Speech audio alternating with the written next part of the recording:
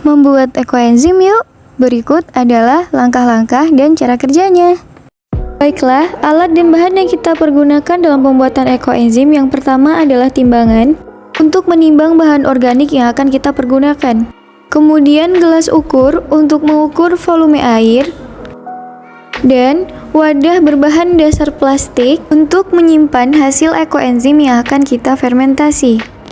Dan pisau untuk memotong bahan organik serta sendok pengaduk yang terbuat dari kayu, gunting, spidol dan juga kertas label, serta selotip dan juga plastik untuk merekatkan wadah ekoenzim yang akan kita gunakan. Selanjutnya, botol plastik berukuran 600 ml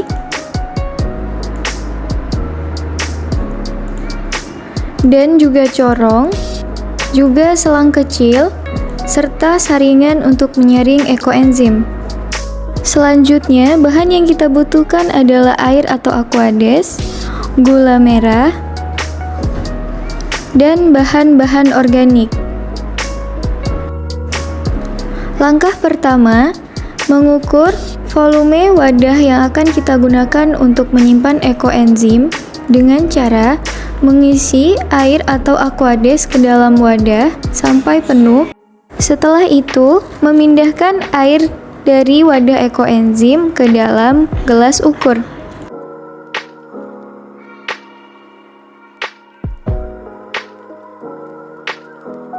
Kemudian, kita sisihkan 40% dari total jumlah air yang telah kita ukur ke dalam wadah botol yang telah kita sediakan. Setelah kita dapatkan sebanyak 60% volume air, selanjutnya kita pindahkan air ke dalam wadah ekoenzim yang akan kita pergunakan.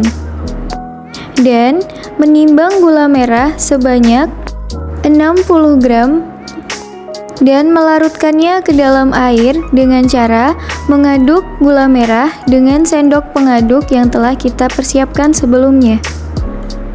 Setelah gula merah larut bersama air, masukkan bahan organik yang telah ditimbang sebanyak 180 gram ke dalam larutan gula merah dan juga air dengan perlahan.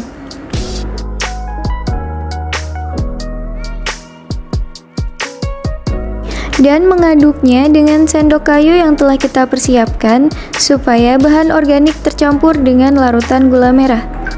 Dan menutup rapat wadah ekoenzim dengan merekatkan plastik dan juga merekatkannya kembali dengan selotip yang telah dipersiapkan supaya wadah ekoenzim dapat kedap udara.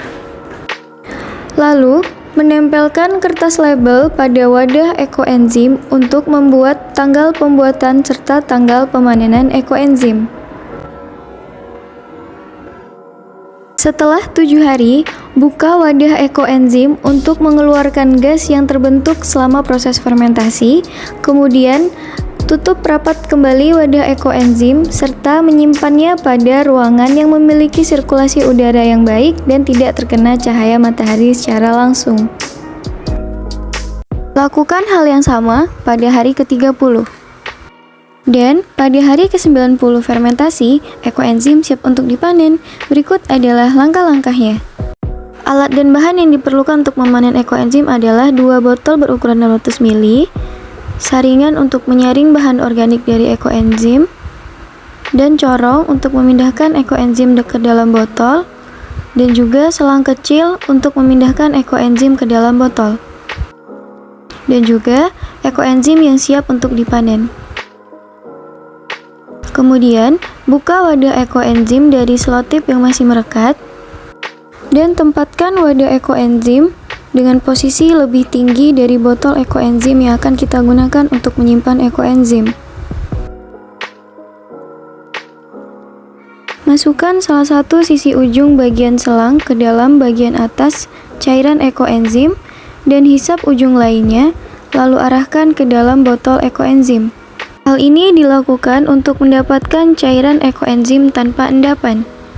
Kemudian, tunggu hingga cairan ekoenzim yang berada di bagian atas masuk ke dalam botol ekoenzim. Selanjutnya, Sisa larutan ekoenzim yang keruh yang berada di bagian bawah ekoenzim, saring dengan menggunakan saringan dan juga corong, kemudian pindahkan langsung ke dalam botol penyimpan ekoenzim. Dan sisihkan ampas bahan organik ke dalam wadah lainnya. Selanjutnya, beri label sebagai penanda pada kedua wadah ekoenzim. Yang pertama, label untuk ekoenzim jernih tanpa endapan, yakni cairan bagian atasnya.